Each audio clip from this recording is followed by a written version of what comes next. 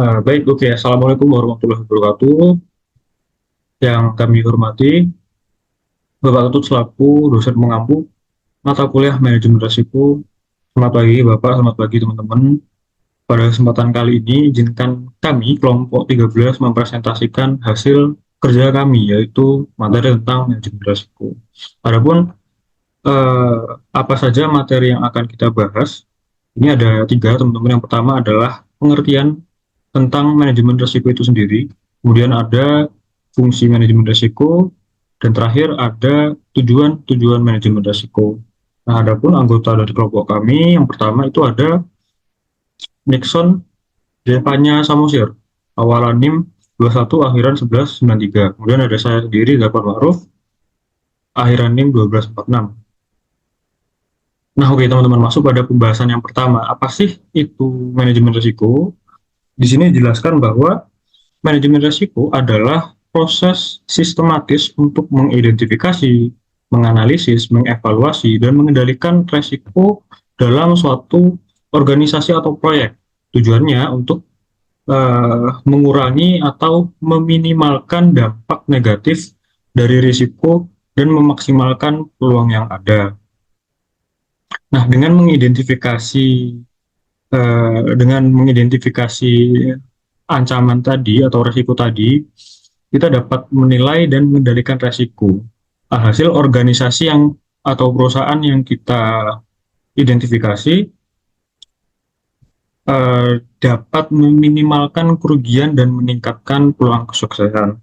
Nah, untuk eh, pendapat dari para ahli di sini saya dapat dari Darmawi tahun 2014. Menurut Darmawi, manajemen risiko adalah suatu usaha untuk mengetahui, menganalisis serta mengendalikan risiko dalam setiap kegiatan perusahaan dengan tujuan untuk memperoleh efektivitas dan efisiensi yang lebih tinggi. Nah, kalau untuk contohnya dalam dunia bisnis, misal kita ambil sebuah kasus untuk perusahaan manufaktur. Anggaplah sebuah perusahaan manufaktur itu ingin meluncurkan produk baru nih. Nah, apa saja sih resiko yang akan terjadi ketika ketika sebuah perusahaan itu ingin meluncurkan produk baru?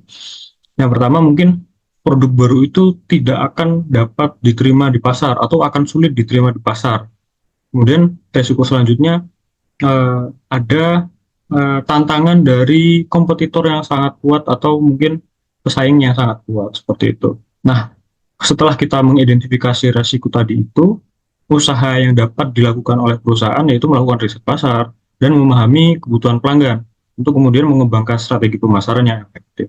Baik teman-teman, sekarang masuk pada pembahasan fungsi manajemen risiko.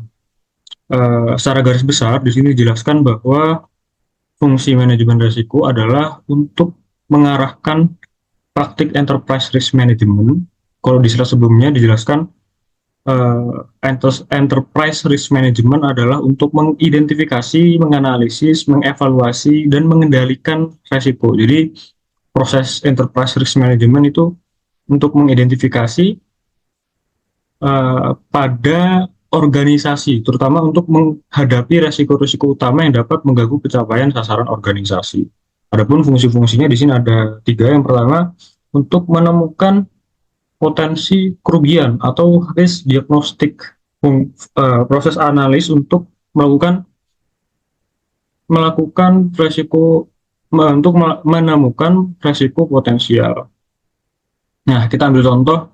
Misal sebuah perusahaan manufaktur elektronik melakukan analisis resiko untuk mengidentifikasi potensial kerugian di pabrik mereka. Nah, setelah dianalisis, setelah diidentifikasi tadi, ditemukan bahwasannya salah satu potensi kerugian mereka atau kerugian perusahaan manufaktur yang bergerak di bidang elektronik ini adalah akibat korsleting listrik pada lini produksi yang menggunakan mesin dengan usia tua.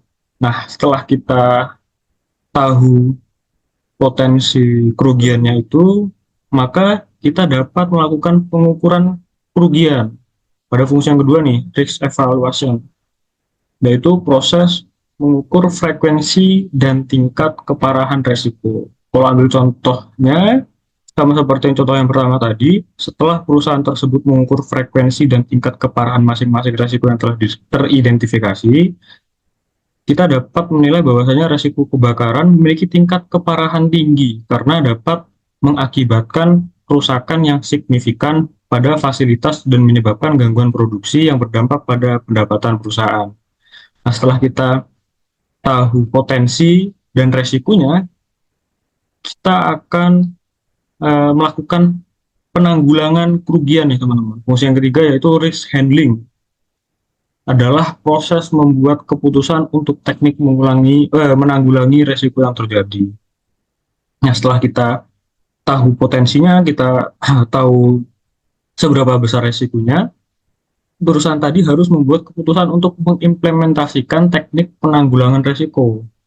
Maka perusahaan tadi dapat mengganti mesin produksi yang usianya sudah tua dengan mesin yang baru supaya lebih aman untuk mengurangi resiko kebakaran. Kemudian perusahaan tadi juga harus mengadakan pelatihan keamanan rutin untuk karyawan dan menyusun rencana evakuasi darurat untuk mengurangi dampak dari risiko kebakaran. Nah, untuk materi pada slide selanjutnya akan dijelaskan oleh teman saya.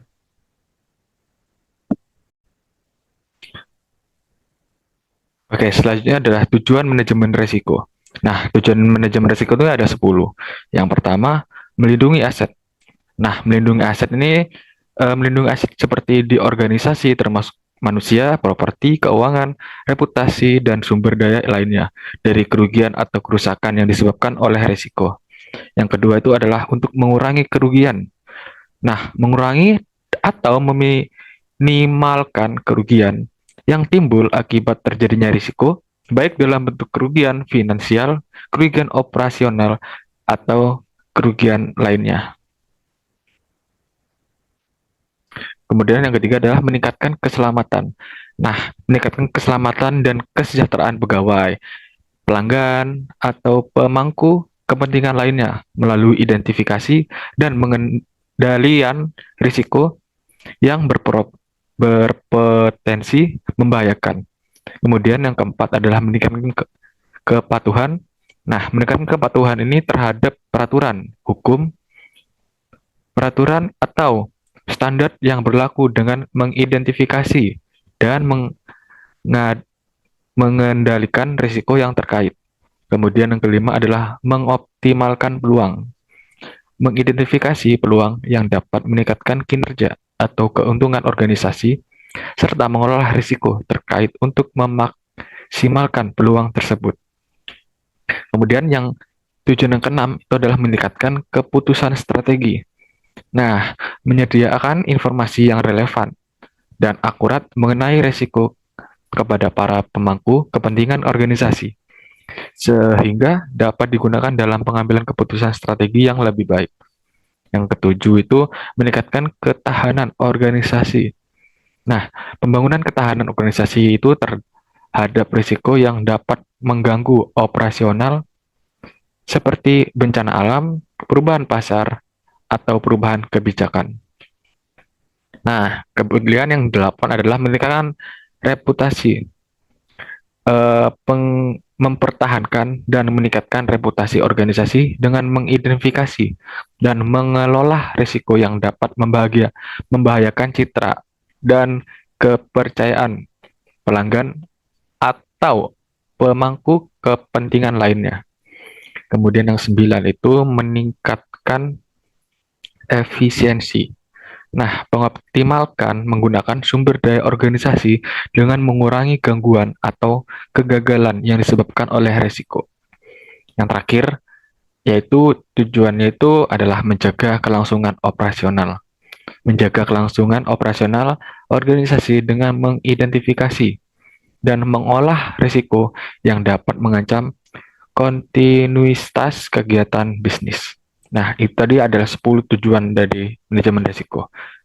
Oke, sekian dari kelompok kami. Mau kurang lebihnya mohon maaf.